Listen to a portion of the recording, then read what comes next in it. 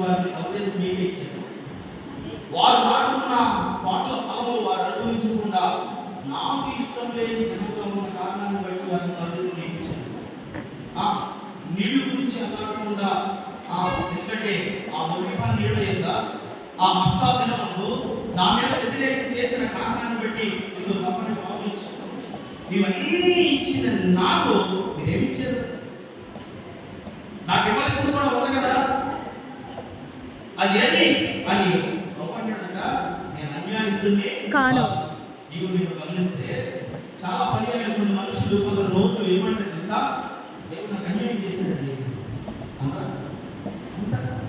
దేవుడు అన్యాయిస్తుడు కాదు. ఏ పరిస్థితిలోనైనా ఆయన న్యాయవంతుడే, ఆయన న్యాయవంతుడే. అది ఎరిగిన వారు మాత్రమే గ్రహించగలరు. అలా ఎరిగిన యోగు చెబుతున్నాడు, శరీరం కుళ్ళిపోయి సర్వం కోల్పోయి ఇంకా దేవుని దృష్టించి చావని సొంత భార్య చెప్తున్నప్పుడు దేవుని అనుభవించాలా, కీడును అనుభవించాలి కదా. ఇది ఎవరిచ్చారు? యెహోవా ఇచ్చాడు. ఎవరు తీసుకున్నారు? యెహోవా తీసుకున్నాడు. ఆయన నామానికి స్తుతి కలగాలి. అవమానంగా మనం మాట్లాడడానికి వీలు లేదు. అలా గుర్తించిన వారు కొందరే ఉన్నారు. ఇశ్రాయేలు ప్రజలు ఏమైపోయారు తెలుసా? చెడిపోయారు. ఈ కారణాన్ని బట్టి కోపపడిన దేవుడు BC అనగా క్రీస్తు పుట్టకముందు 53వ సంవత్సరంలో మరలా మీరు ఏమైపోయారు తెలుసా? ఏ బానిసత్వం నుంచి విడిపించబడ్డారో మరలా ఏదో ఐగుప్తు శర నుంచి విడిపించబడిన వారు బబులోనుకు బానిసలుగా 70 సంవత్సరాలు మారిపోయారు. మారిపోవడానికి కారణం ఏంటో చెప్పాడు. ఏం చెప్పాడంటే న్యాయం తీర్చమని దేవుడు ఆ న్యాయం కోసం కొందరిని ప్రభువుని గుర్తు చేయడానికి, ప్రభు కార్యాలను గుర్తు చేయడానికి, ప్రభు ఇచ్చిన విలువల గురించి గుర్తు చేయడానికి, నీవు అనుభవిస్తున్న సేవకులు కూడా దేవుడు ఇచ్చిందని గుర్తు చేయడానికి కృతజ్ఞత మాత్రం కలిగి ఉండి దేవుడికి ఇవ్వాల్సింది ఏమి ఇవ్వాలి అంటే దేవుడు చెప్తున్నాడు, నీ జీవితంలో నాకు ఇవ్వాల్సిన సమయం, నీకు ఇచ్చిన రాబడిలో నాకు ఇవ్వాల్సిన దశమ భాగం, నీ బ్రతుకు కాలంలో నీకు ఇచ్చిన క్షేమాన్ని బట్టి నాకు ఇవ్వాల్సిన ఆరాధన స్తోత్రములు ఇవన్నీ అడుగుతున్నాడు కదా. అదే కదా లెక్క అడుగుతున్నాడు. అడుగుతున్నప్పుడు ఎలా ఉన్నారంటే దేవుడి మర్చిపోయి దయ్యాన్ని ఆరాధించే వారుగా దేవుడు విడిచిపెట్టాడు. మళ్ళీ 70 సంవత్సరాలు శరణు మరలా ప్రేమ కలిగిన దేవుడు ప్రవక్తలను పంపించి ఇప్పటికైనా ఈసారైనా మన ముందు పంపించిన ఏం చేశారు? ముందు పెట్టిన మాటలు నేను ముందే అవపోతారు సంతోషపడాలి. ముందు పంపించిన వారికి వినలేదు, కొట్టారు, రాళ్ళు రాళ్ళు కవరేశారు. మరి కొందరు పంపించాడు. మరలా ప్రేమ కలిగిన దేవుడు ఆ చదువు చూపించి ఇక ద్రాక్ష తోటనగా ఆయన ఇల్లుని ఆయన మామని చెప్తున్నాడు కదా. ఇశ్రాయేలీయులు ఎవరంట? ద్రాక్ష తోట అంటే ఇశ్రాయేలీయులు దేంతో పోలుస్తున్నాడు దేవుడు? ద్రాక్ష తోట. యోధా వంశము సెపరేట్ అయింది కాబట్టి, యోధా ఒక పాత్రంగా మారి నిర్మాణం చేస్తుంది కాబట్టి యోధా కూడా నా వరము అని దేవుడు చెప్తున్నాడు. ఇక నీవు నేను ఆలోచించుకుంటే ద్రాక్ష తోట గురించి విచారించేవాడు కాదు దేవుడు. ఆ ద్రాక్ష వనంలో ఉన్న మనం కూడా ఆయన నిజమైన ద్రాక్ష వల్ల అయితే ఆయనలో అంటబడిన మనం నుంచి మాట్లాడతాం. పాడుకుంటారు కదా, మహిమగల తండ్రి మంచి వ్యవసాయకుడు, మహి తోటలను మొక్కలు నాటించాడు. మహిమగల తండ్రి మంచి వ్యవసాయకుడు, మహి తోటలను మొక్కలు నాటించాడు. తన పుత్రుని రక్తని నడిపెట్టి పెంచాడు. తన పుత్రుని రక్తని నడిపెట్టి పెంచాడు.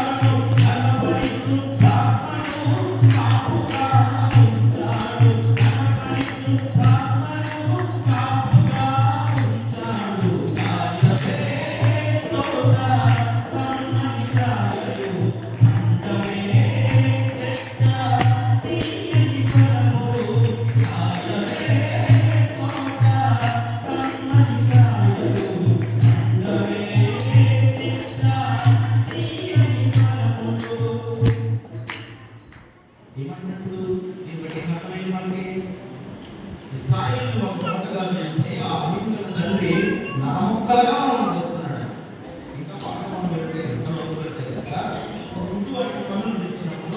కళ్ళు కనపడుతున్నాయంటే కనపడతాయి కానీ వస్తున్న మనుషులు చెట్లు వలె కనపడతారు. చెట్ల వలె కనపడతారు. అంటే మనుషులు ఎలా ఉండాలి అంటే కనుక చెట్టు గురించి చెప్తున్నాడు, అర్జునుడు చెట్టు గురించి చెప్తున్నాడు, నువ్వు ఫలించాలని చెప్తున్నాడు. చెట్టు గురించి చెట్టుని మానవుడికి సాదృశ్యంగా చూపిస్తున్నాడు. ఇదిగో ఇశ్రాయేలు రాక్షసుడు అన్న దేవుడు లేక యోగాను అన్న దేవుడు వారి వ్యతిరేకతను బట్టి వారి తిరుగుబాటును బట్టి మరలా భాషను అప్పగించాడు. మరలా అప్పుడు వినకుండా పంపించిన సేవకులను లేదా ప్రవక్తలను లేకపోతే ఇశ్రాయేలు బోధకులను పంపిస్తే వారి వ్యతిరేక కారణాన్ని బట్టి వారందరినీ హింసించిన దాన్ని బట్టి వారు ఏం చేసినట్టు మరలా భావిస్తున్నారు అప్పటి మరలా పైనుంచి ఆ చరణను విడిపించిన తర్వాత మరికొంతమంది సేవకులను పంపించే తరుణం ఇంకా కొంతకాలం విడుదల పొందింది, స్వతంత్రం వచ్చింది. మళ్ళా ఎలా ఉన్నారంట, తిరుగుబడతారుగానే ఉన్నారు. అప్పుడు చక్రవర్తి అది ఆయన ఎలాగైతే స్వాతంత్ర రాయి మీద రాయి కూడా ఉండకుండా అనిపించబడుతుందని అట్టి విధంగానే దేవుడు సులభంతో 40 సంవత్సరాలు కట్టించిన మందిరాన్ని పూర్తిగా ధ్వంసం చేశాడు. ప్రతి వాటం పడగొట్టి కాల్ చేసిన దాని మీద దోషితుడు. ఎందుకు ఈ మాట చెప్తుంటే సుఖంగా సంతోషంగా ఉన్న వ్యతిరేక కారణాలను బట్టి లేక దేవుడి సేవకులను లేక దేవుడి ప్రవక్తలను పంపించిన వారిని ఏమాత్రము వాళ్ళు ఆస్వాదించకుండా లేక ఆహ్వానించకుండా రాళ్ళతో కొట్టారు, అవమానపరిచారు. రాయబడిన మాటలు ఒకసారి చదువు మాట. ఆ దాసులను పట్టుకుని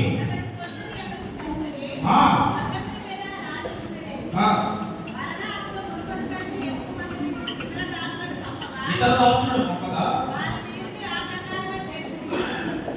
ఏ ప్రకారంగా అవమానించి పంపించారు. ఇలా చేశారు.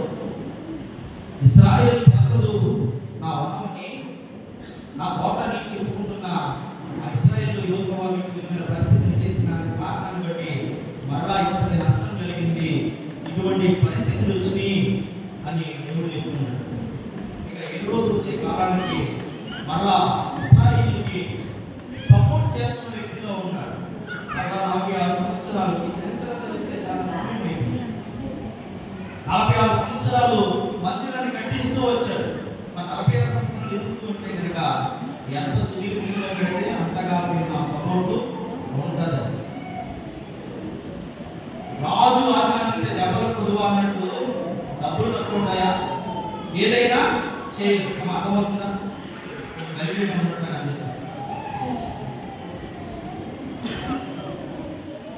రాజు ఆజ్ఞాపిస్తే ఏదైనా జరుగుతుంది. అంటే ఈ రాజు తెలివైన వాడిగా ఉండి 46 సంవత్సరాలు ఈ మందిరాన్ని కట్టిస్తూ సుదీర్ఘ కాలాన్ని పెంచుతూ వచ్చింది. ఎందుకంటే కనుక ఇశ్రాయేలు విస్తరించారు. 12 గోత్రాలు 1,00,000 నుంచి జనాభాగా ఉన్నారు. వారు రాజు సపోర్ట్ లేకపోతే మనం ఏం చేయలేమన్న ఆలోచన కలిగి వీళ్ళకి ఇష్టమైనది ఏంటి అంటే దేవుడిని ఆరాధించుకునే స్థలం. వీరికి ఇష్టమైనది ఏంటంటే ఆయన కొడుకుంటాడని నమ్మే మందిరము కనుక ఆ మందిరాన్ని కట్టిస్తే సపోర్ట్ ఎక్కువ ఉంటుందని ఆలోచన చేస్తారు. అలా కడుతున్నారు. అలా అయిన తర్వాత యేసుక్రీస్తు ప్రభావించిన తర్వాత మరలా ఈ ప్రజలు ఇప్పుడు 11 మందిని పంపిస్తే ఆ కాపులకు పంపించినప్పుడు వారు తిరస్కరించారు. ఏ సామూహికంగా అవమానించారో లేదా ఏ ప్రవక్తలను అయితే హింసించారో వారందరిని బట్టి ఈ స్థితి వచ్చింది. లేదా మాట చదువు సార్ 9వ వచనం నేను చదువుతాను.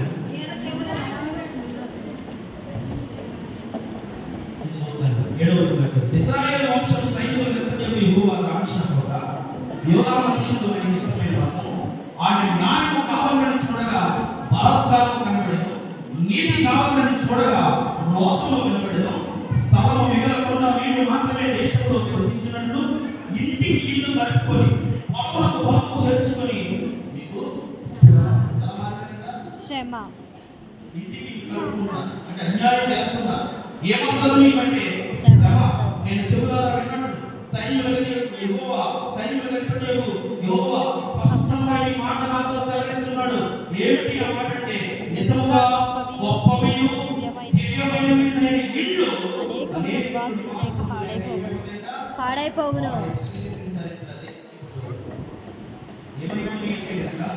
దేవుడు ఇచ్చిన ఉచితమైన దాన్ని అనుభవిస్తూ ఇచ్చిన దేవుడిని ఆరాధించడం మర్చిపోయిన కారణమే కాకుండా పంపించిన తన సేవకుడిని, పంపించిన తన ప్రవక్తలని, లేదా పంపించిన దీర్ఘదర్శుల్ని ఏం చేశారంట? హింసించారు. ఈ ఉపమానం చెబుతున్న దేవుడు ఆయన గురించి కూడా ఆ మాట చెప్పేశారు. మీరు గ్రహించినది ఆయన గురించి ఏం చెప్పండి అంటే కనుక చివరికి చదవండి. తన కుమారుని సన్మానించలేము అనుకుని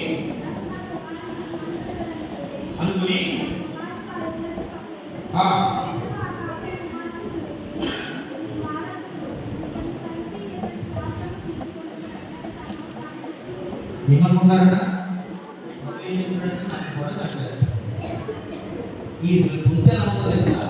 నేను పంపించిన సేవకులని కాదు, ప్రవక్తలనే కాదు, ఇదిగో ఏ మెసేజ్ కోసం ఎదురు చూస్తున్నారో వచ్చిన నన్ను కూడా కుమారుడు పంపిస్తే ఆ కుమారుడు కూడా లోపడలేదు. ఆ కుమారుడు కూడా ఇదిగో ఎంతకాలము దేవుడు మాకు ఇచ్చిన సమృద్ధిని బట్టి, ఎంతకాలము దేవుడు ఇచ్చిన మా క్షేమాన్ని బట్టి, ఆ దేవుడు ఇచ్చిన వాక్యాన్ని బట్టి ఏమాత్రం లోపడకుండా వారు ఆలోచన ఏం చేస్తా? సేవకుని కొడితే ఏముంటారా, లేదా ప్రవక్తను ఇచ్చిస్తే ఏముంటారా?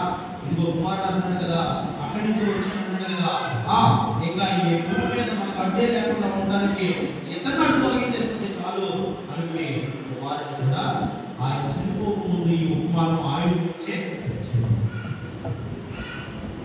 పరిస్థితి అంటే కనుక వాక్యం చెప్తుంది. దర్శన కాలం గురించి ఈ ద్రాక్షారామ ఉపమానం చెప్పిన దేవుడు ఆ ఉపమానమే అప్పుడు చెప్తున్నాడు. కానీ అది వాక్యం అందమైన వాక్యం కనుగొనగా ఉంది. ఆయన మరో కింద మాటలు చదువు. ఏం చేశాడో చెప్తున్నాడు. చదువు.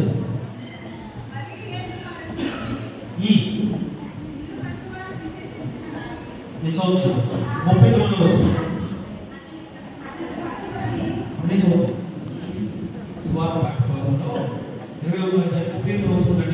అయినను ఆ పాపుడు కుమారుని చూసి, ఇతడు వారసుడు, ఇతన్ని చంపి ఇతని శ్వాసను తీసుకుని రెండే పరలోకము చెప్పుకొని అతన్ని పట్టుకుని ద్రాక్షతోట వెలుపల ప్రవేశించింది. కాబట్టి ఆ ద్రాక్షతోట యజమానుడు వచ్చినప్పుడు ఆ పాపుడు ఏం చేయను అంటే వారు అంటున్నారు.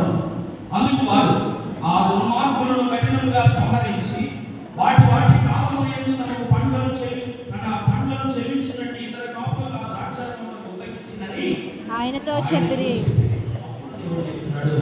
ఇల్లు కట్టువారి ఇల్లు కట్టుకోవాలంట. మీ కుటుంబాన్ని ఏ దేవుని చేత, ఏ వాక్యం చేత కట్టుకోవాలో ఆ కట్టే వాయుని వచ్చి చెప్తూ ఉంటే నన్ను నిషేధిస్తున్నారు, నన్ను విసర్జిస్తున్నారు. నేను చేస్తున్న స్వస్థతను బట్టి ప్రజలను ఇబ్బంది పెడుతున్నారు, నన్ను అవమానపరుస్తున్నారు. ఏ తప్పు దొరుకుతుందా, దేవుడిలో పట్టుకుందామా అని నిత్యం కూడా మీరు ప్రయత్నాలు చేస్తూ ఉన్నారు. కానీ ఎవరైతే నిషేధిస్తున్నారో, ఎవరైతే ధృవీకరిస్తున్నారో ఆ రాయి మూలకు తలరాయి అవుతుంది. యేసు అని ఆయన ప్రాణంలో ఒప్పుకోకపోతే నీకు బాప్తిజం తీసుకుంటానికి రక్షణ అనేది లేదు. చదివిన మాటల్లో, ముందు చెప్పుకున్న మాటల్లో యేసు నామములో ప్రతి మోకాలు వంగవలసిందే, యేసే దేవుడని ప్రతి నాలుకలో ఒప్పుకోవలసిందే. ఏమైంది అంటే కనుక అప్పటి యూదులు ఈ నటులు చేసుకునే అనుకుంటారు. యథావిధిగా మనకంతా సాగించేయచ్చు, మన ఇష్టారాజ్యాన్ని కొనసాగించేయచ్చు. శాస్త్రులు, పరిచయం, చదువులు, సంస్కృతి దేశంలో ఆనాడు నుండి సంఘాలు కలిపి చేస్తున్నారు. సమాజంలో ఏ స్పర్శాన్ని చేస్తున్నారు, దేవుడికి చెందవలసిన వాటిని చెందకుండా అడ్డంగా అడ్డుపడుతూ ఉన్నారో క్రైస్తవ లోకంలో ఉన్నటువంటి చాలా కనబడుతూనే ఉన్నాయి. ఆ దుర్మార్గపు కార్యాలు, ఆ కలాపాలు కనబడుతూనే ఉన్నాయి. బాహ్యమైన నీవు భక్తి రూపిగా వేసుకుని భక్తి నీ ముసుగుతో కనబడుతున్నావు తప్ప నీ అంతరంగం లోబడే తత్వంలో ఉందా? ఆయన చంపేదాకా కూడా ముందే తెలుసు. కానీ వాటి ధర్మశాస్త్రాన్ని ఇచ్చిన దేవుడు ఏమన్నాడు తెలుసా? ఇద్దరు ముగ్గురు సాక్షుల మాట మీద ఏదైనా నేరారోపణ చేయండి. అందుకనే 3వ పర్యాయం ప్రియ కుమారుడి దగ్గరికి ఆగుతాడు అనుకున్నాడు.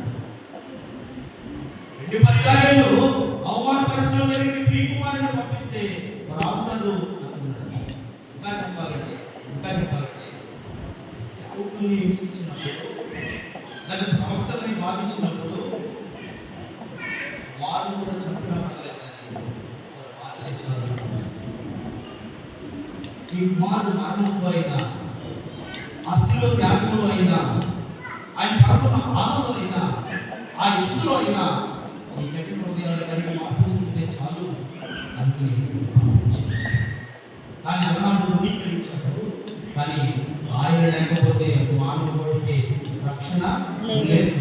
ఆయన వృద్ధి చెందకపోతే ఆయన వృద్ధి చెందిన వారు మాత్రమే సమాధానం వచ్చిన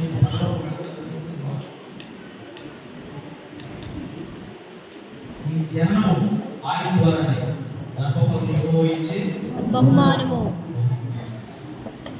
క్రీస్తునందు వృద్ధి పొందిన వృద్ధులు ఈ మరణం ఆయనలో మనగా పరలోకంలో ఉండాలన్న పునరుద్ధానం ఏ రాత్రి అయితే నిషేధించారు, ఏ ప్రభువుని ధృవీకరించారు, ఆయన లేకుండా నువ్వు పుట్టలేదు, ఆయన లేకుండా ఈ భూమిలో బ్రతకలేవు. ఆయన రక్షణ ఆయన ఇచ్చిన ఆయన ద్వారా పుట్టిన రక్షణ తెచ్చుకోకుండా మరలా తిరిగి లేకపోతే పరలోకానికి అందుకని ఈ మాటలు చెప్తున్న ఉపమానంలో కొన్ని మాటలు మనం ధ్యానం చదువుతాం. 33 వచ్చారు. మరి యొక్క ఉపమానము వినుడి. ఇంటి యజమానుడు ఒకడు ఉండెను. అతడు ద్రాక్ష తోట నాటించి దాని చుట్టూ కంచి వేయించెను.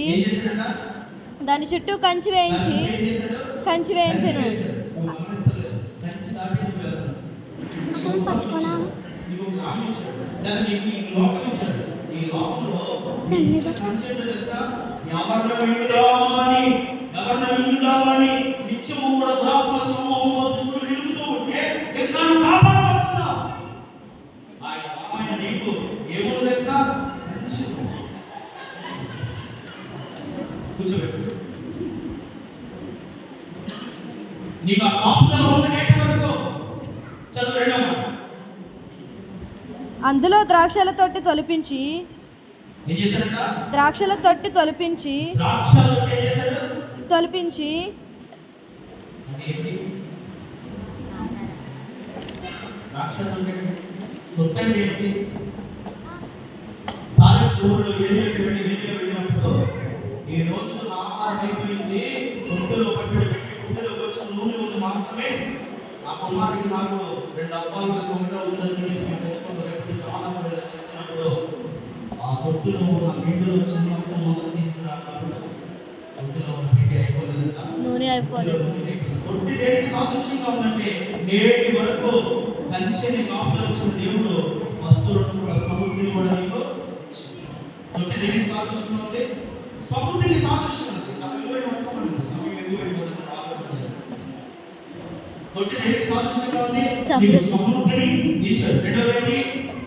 గోపురము కట్టించి కాపులకు దాని గుర్తుకిచ్చి మరి ఒక ఉపమానం వినుడి.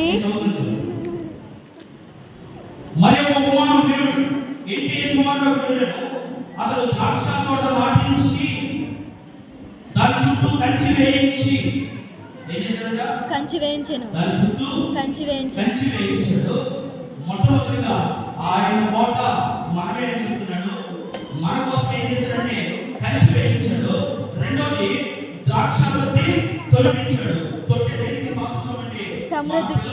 ఆయన పిల్లలైన మనము వస్తువులు ఉండకూడదని. నిజంగానే ఇశ్రాయేలు ప్రజలు ఆ రోజు పస్కాను అనుభవించి పస్కాను ఆచరించి మళ్ళా ఆ పిండి పుచ్చుకోకుండా వచ్చేసారు. ఆ ముందే వారికి వారు 40 సంవత్సరాలు ఇశ్రాయేలు ప్రజలు అరణ్యంలో ఆహారం కుదవలేదు. వస్తువులతో చచ్చిపోయిన నేటి వరకు కూడా కాపుదలు ఇచ్చిన దేవుడే, కంచెని కాపుదలు ఇచ్చిన దేవుడే తొట్టెని సముద్రుని కూడా మనకు అనుగ్రహిస్తున్నాడు. తొట్టెను తొలిపించి గోపురము కట్టించి కాపులకు దానికి గుర్తుకిచ్చి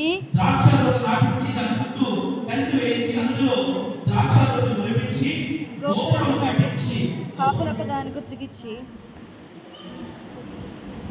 ఇంటి ముందు కట్టడం.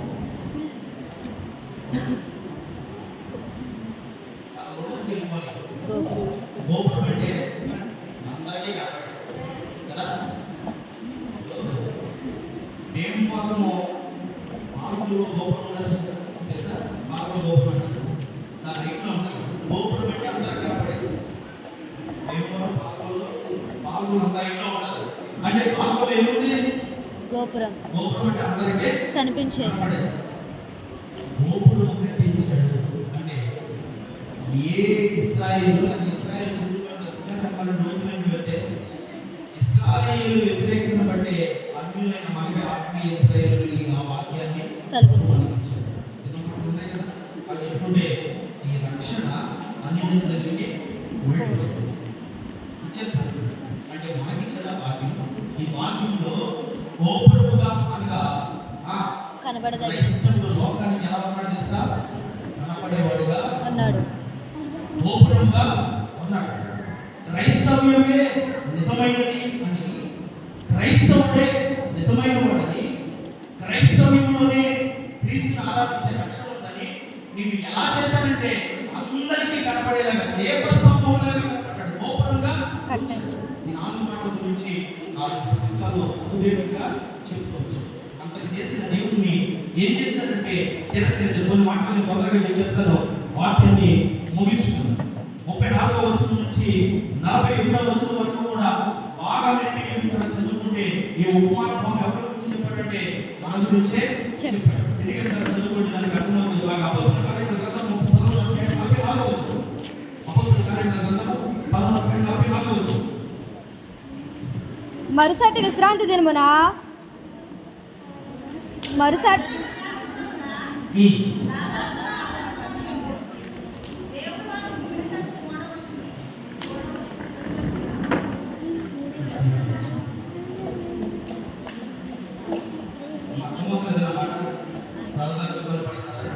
మరుసటి విశ్రాంతి దినమున 13వ అధ్యాయము 44 అపోస్తలుల కార్యముల గ్రంథం 44వ వచనం చదువుతాం.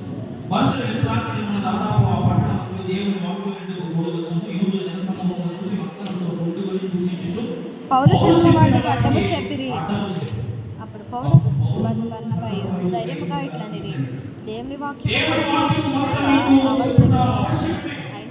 అయినను మీరు దాని నుండి తోసివేసి మీరే నిత్య జీవమునకు పాత్రులుగా ఎంచుకొనుచున్నారు కనుక అన్యజనుల యొద్దకు వెళ్ళుచున్నాము. అంటే ఇశ్రాయేలును ధృవీకరించిన కారణాన్ని బట్టే నేటి వాక్యము అన్యజనులైన మన దగ్గరికి వచ్చింది.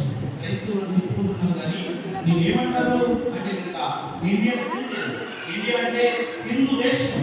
అంటే ఈ దేశ ప్రకారంగా చూస్తే నీవు నేను అన్యుడిగా ఉన్నాను. కానీ ఎవరి అక్షరాచారాలను లేకపోతే ఎవరు ప్రథమ సంతానం అంటే కనుక ఇశ్రాయేలు మాటలన్నీ కూడా చెప్పుకుంటూ వెళ్తే ప్రభువు పర్యాయపడుతున్నాడు.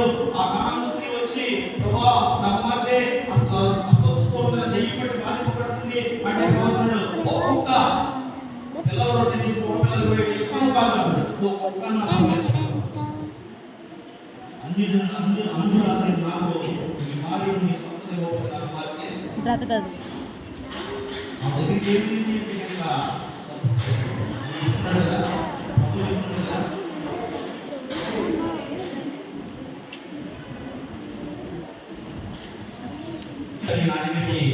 ఈ వాక్యం వచ్చింది. పౌలు మనం అదే చెప్తున్నారు. మొదలు మీ దగ్గరికి వచ్చింది.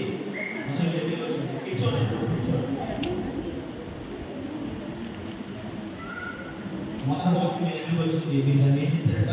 దూషించారు.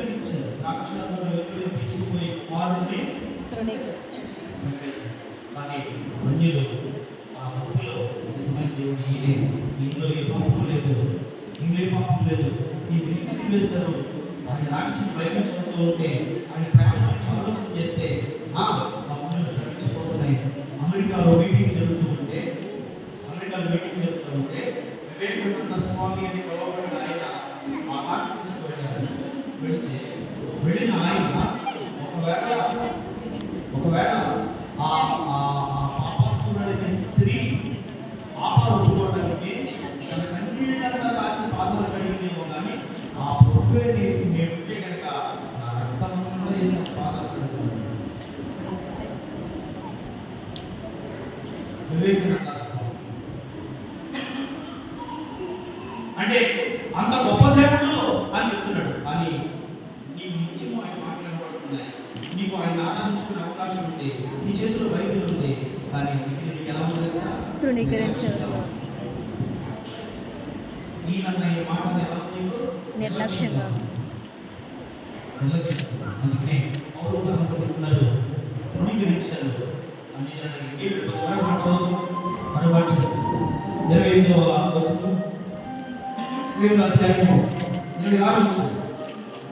నేను చదువుతున్నాను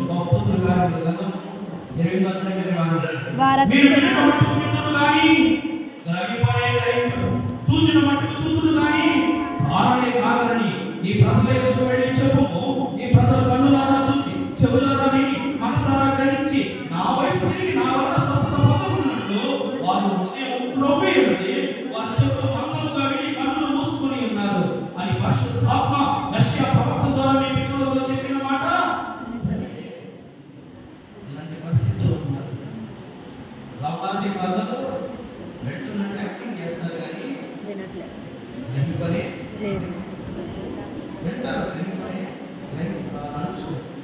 అని నశించిన ఇప్పుడు దేవుడు రాయిస్తే మాటలు సరిగా కట్టే అని చెప్తున్నాడు. అందుకే కలిగిన ప్రతి చెప్పుడు కూడా మనకపడుతుంది. వాక్యం పెరుగుతుందా వాక్యం కలిగించుకుని ఉంటే కనుక అగ్నిలో వేపడి 3వ వార్త 10వ వచనం చదువుకుంటాడు. ఇప్పుడు ఏమంటారు చెట్టు పెట్టుకుంటుంది పలిపడి ప్రతి చెట్టు నరకలో వేయబడి మత్తయి సువార్త 24వ అధ్యాయం 42వ వచనం.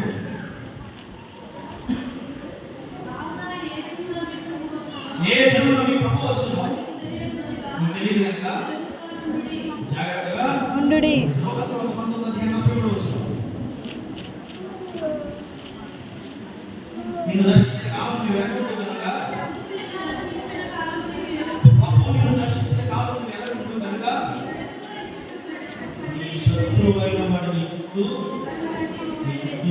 ముట్టడి వేస్తాడు.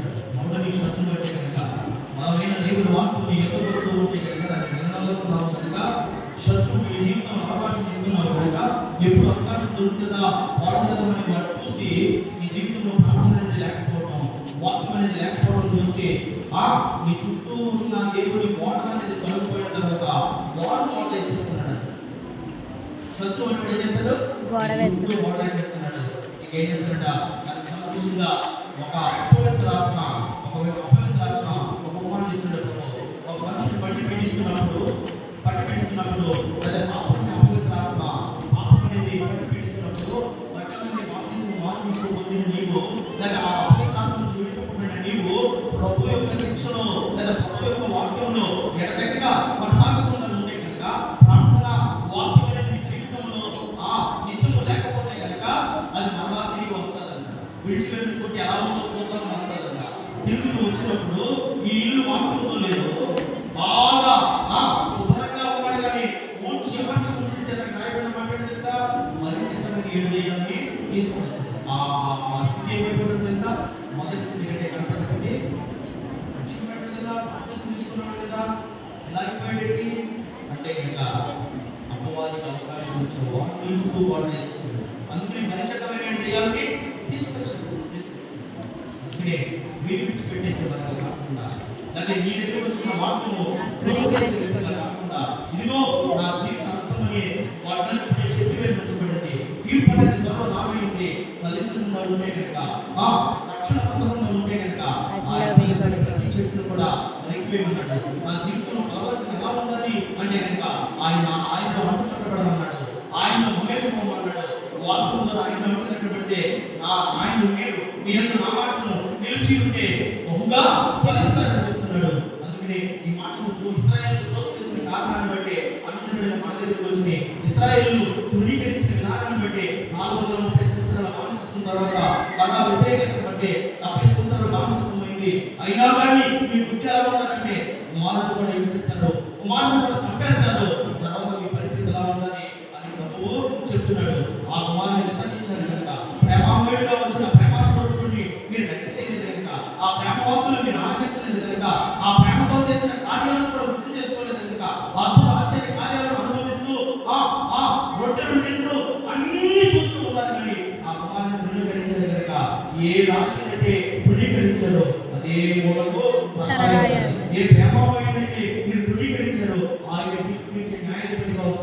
ఏ గొర్రెపిల్లగా వచ్చిన వాడిని మీరు జ్ఞానం చేసి అవమానపరిచాడు, ఆయన పదవ సింహంలో వస్తాడు అని చెప్తున్నారు. దర్శన కాలంలో ఆయన వచ్చి నేను దర్శించినప్పుడు నీకు ఇవ్వాల్సింది ఇస్తున్నావా? నీ జీవితంలో సమయాన్ని వెచ్చిస్తున్నావా? ప్రార్థన కోసం సమయం వెచ్చిస్తున్నావా?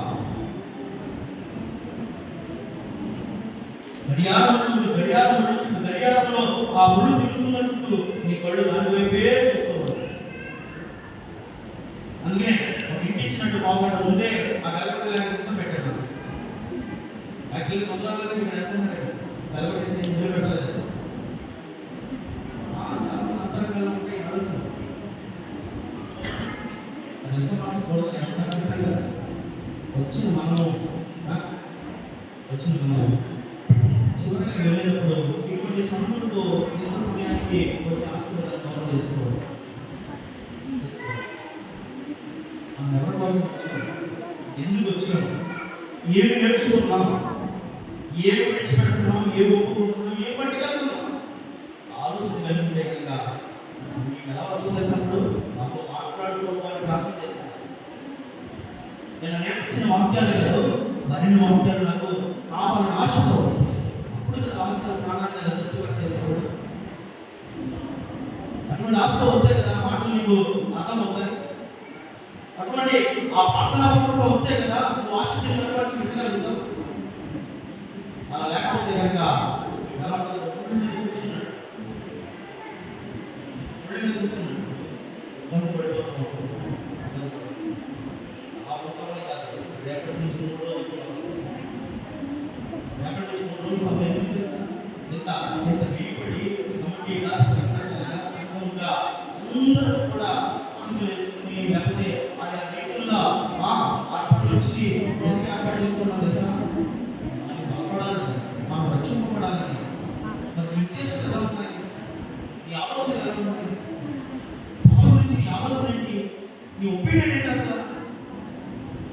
ఎందుకోసం పడినా సభలు 32వ వర్షం చెప్పండి. నువ్వేం చెప్తావు తెలుసా? ఆరాధన కూడా మన దగ్గరికి వచ్చారు, టీవీ ప్రసంగికులు దోషి గారు కూడా మన దగ్గరికి వచ్చారు, నేడి సిక్కామణి గారు కూడా మన దగ్గరికి వచ్చారు. 32వ వర్షం తీసుకుంటున్నారు. నీ మధ్యలో వచ్చే వాళ్ళు గుర్తు చేసుకున్నావు తప్ప నీ మధ్యలో వచ్చి ఏం చెప్పారో వీళ్ళు వాళ్ళ విశ్వాసం కలుగుతుంది. వాక్యం చెప్తూ ఉంటే వాళ్ళ విశ్వాసం ఎంతవరకు ఎన్ని మెట్లు ఎక్కువ వచ్చి ఎక్కిపోతున్నారు లోపల. ఇప్పుడు ఎదురు పెట్టి పొలంలో వెళ్తే దాన్ని పొలంలో వేస్తుంటే ఒకటి ఫలిస్తాను కదా. గంట 2 గంటలు ప్రసన్నం చేస్తే ఆ మొక్క కూడా నీళ్ళు నాటుకోలేదా? వచ్చిన దైవజనుడు గొప్ప దైవజనుడు ఒక్క మాట కూడా నీలో వాక్యం ఎక్కడ మాట్లాడలేదా? ఏది పలానా సంవత్సరం ఈ మాట నాకు నేను చెప్పుకోవడం దగ్గర ఏది పలానా సంవత్సరంలో ఈ వాక్యం ద్వారా నేను ఆత్మీయంగా బలపడ్డాను, ఈ వాక్యం హెచ్చరిక ద్వారా నా ఆరోగ్యం విడిచిపెట్టాను, ఈ వాక్యాల ద్వారా నా బతుకులు మార్చుకున్నాను అని సాక్ష్యాలే ఇక్కడ. ఆసక్తి ఎలా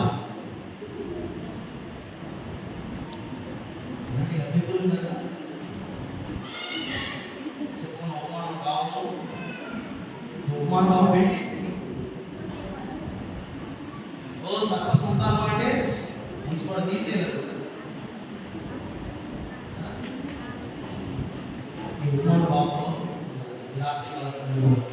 నీవు నేను నేర్చుకోవాల్సింది తెలుస్తాను.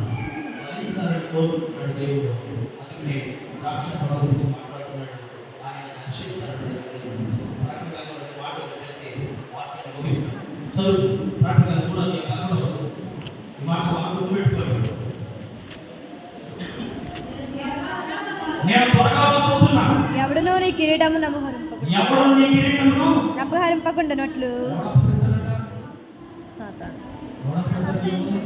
నీకోసం పరలోకంలో సింహాసనం, నీకోసం పరలోకంలో ఒక స్థలమే ఉంది. అదే చెప్పాడు, నేను స్థలంలో మీరు కూడా ఉండాలి, నేను స్థలం సిద్ధపరచా వెలుచున్నాను. తీసుకెళ్తాను అంటున్నాడు. ఈరోజు అపహరించే దొంగడు కూడా ఉన్నాడట. ఆ స్థలానికి వెళ్ళకుండా ఆయన ఆయన వేసే సింహాసనం మీద కూర్చోకుండా దాన్ని వదిలించేవాడు. ఎవడు అంటే కనుక అపవాదిని ఆ తమ్ముడు చదవకుండా ఎవడు నీ మమ్మకరించకుండా త్వరగా వస్తున్న దేవుడి కోసం ఎదురు చూస్తే కనుక ఆయన అన్ని కూడా చదువుకోవడం చదువుకోవడం 22వ అధ్యాయం ప్రకటన 22వ అధ్యాయం 7వ వచనం. ఇదిగో నేను త్వరగా వచ్చున్నాను. ఇదిగో నేను త్వరగా వచ్చుచున్నాను. ఈ గ్రంథంలోని ప్రవచన వాక్యములను గైకొనువాడు ధన్యుడు. గైకొనువాడు మాత్రమే ధన్యుడు.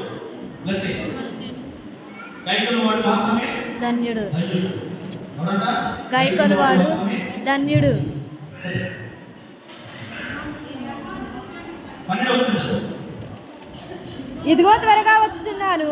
ఇదిగో నేను త్వరగా వచ్చుచున్నాను. వాని వారి క్రియలు చొప్పున ప్రతి వానికి చుటకు నేను సిద్ధపరిచిన జీతము వాని యొద్ద ఉన్నది. ఈ మాట చాలా దర్శనకాలం నుంచి మాట్లాడుకుంటా అంశంలో వచ్చిన వారిని హింసించి హేళన చేసిన వారికి కలిగిన ప్రతిఫలమనే చరిత్రను గుర్తు చేసుకున్నాం.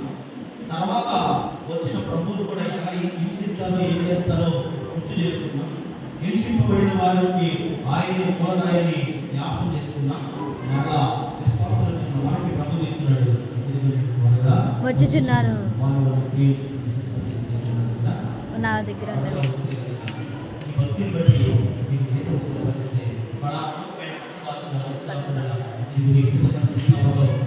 సంతోషించి ఆనందించమంటాడు. లేకపోతే కనుక తీర్పు ఇచ్చే దేవుడు అలా కాకుండా ఈ మండల కాలంలో ఆయన త్వరగా వస్తున్నాడని గ్రహించి మన జీవితాలు సిద్ధపరచుకుంటూ ఆ రోజుకి మందులు కాకుండా మన చుట్టూ కూడా పరిశుద్ధాత్మ కాపుదల ఉన్నట్టు ఆయన చేతులు అప్పగించుకుంటూ ఈ నెల సంవత్సరాలుగా నిజ జీవితంలో క్రీస్తును ఆరాధించే ఆ శిఖరం